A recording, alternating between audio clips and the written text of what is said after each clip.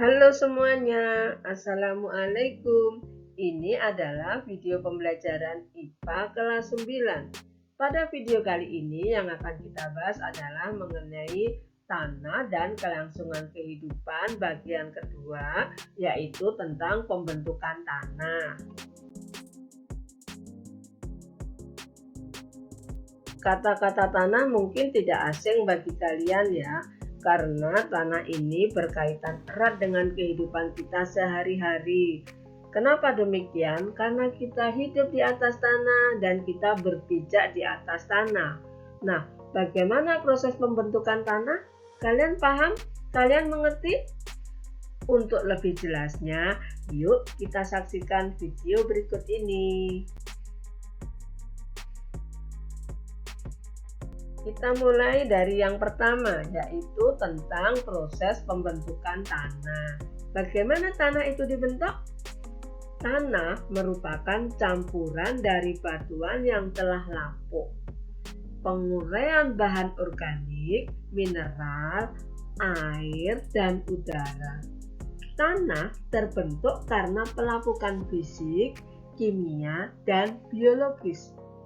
Faktor fisik yang mempengaruhi pelapukan yaitu iklim, sinar matahari, curah hujan yang mempengaruhi suhu bumi sehingga mempercepat proses pelapukan bebatuan.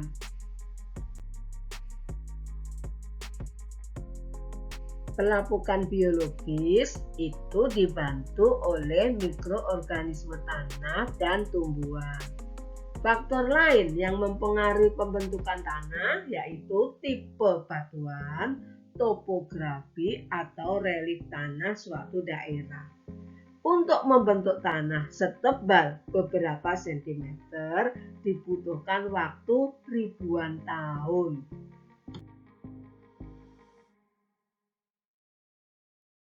Nah, selain faktor pelapukan, faktor lain yang mempengaruhi pembentukan tanah antara lain tipe batuan, topografi atau relief tanah suatu daerah, dan waktu.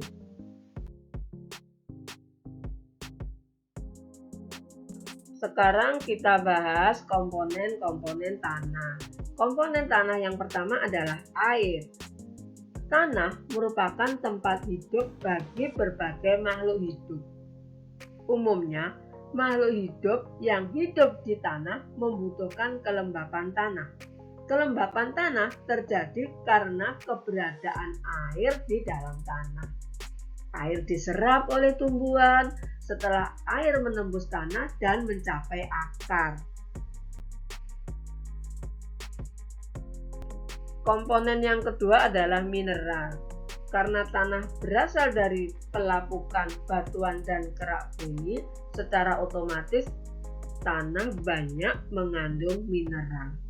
Mineral ini sangat diperlukan oleh makhluk hidup, baik itu hewan, tumbuhan, ataupun manusia.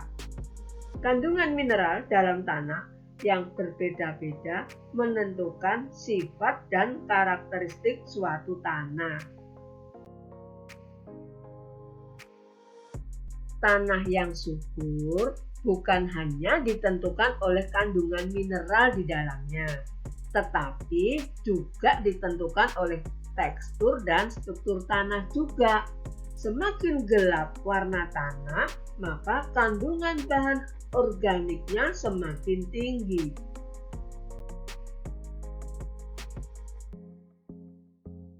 Komponen yang ketiga adalah komponen organik.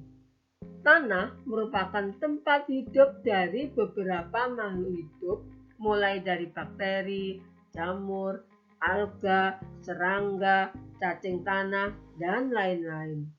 Organisme tanah tersebut menguraikan bahan-bahan yang berasal dari makhluk hidup, sehingga menghasilkan material organik di dalam tanah.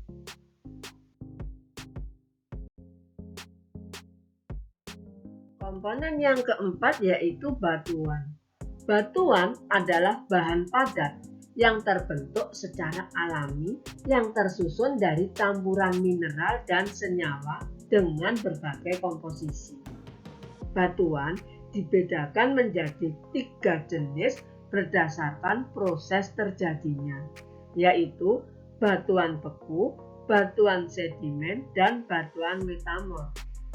Batuan yang mengalami pelapukan merupakan salah satu bahan pembentuk tanah. Komponen yang kelima adalah udara. Di bagian dalam tanah terdapat rongga-rongga yang berisi udara. Rongga udara terdapat di antara partikel tanah, di antara batuan yang terdapat di tanah, di antara batuan dan partikel tanah, antara partikel tanah dengan akar tumbuhan, ataupun akar tanaman dengan batu. Rongga udara dapat terbentuk oleh aktivitas hewan tanah, misalnya cacing ataupun hewan tanah yang lain. Komponen yang keenam adalah humus. Humus merupakan bagian tanah yang subur dan bertekstur gembur serta memiliki banyak pori-pori, sehingga memungkinkan terjadinya pertukaran udara.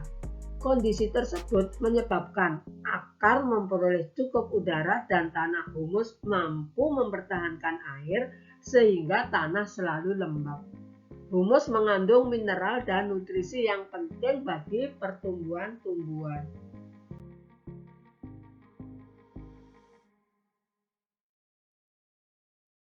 Upaya untuk menjaga kelestarian tanah. Upaya yang pertama adalah dengan penghijauan atau reboisasi. Penghijauan reboisasi dilakukan agar tanah tidak menjadi gersang. Yang kedua adalah menerapkan warna tani, yaitu pengembangan penggabungan antara tanaman tahunan dengan tanaman komoditas pertanian yang ditanam secara bersama-sama atau bergantian.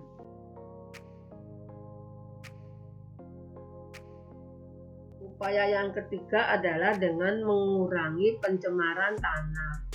Pencemaran tanah dapat dikurangi dengan cara menertibkan pembuangan sampah dan mendaur ulang sampah.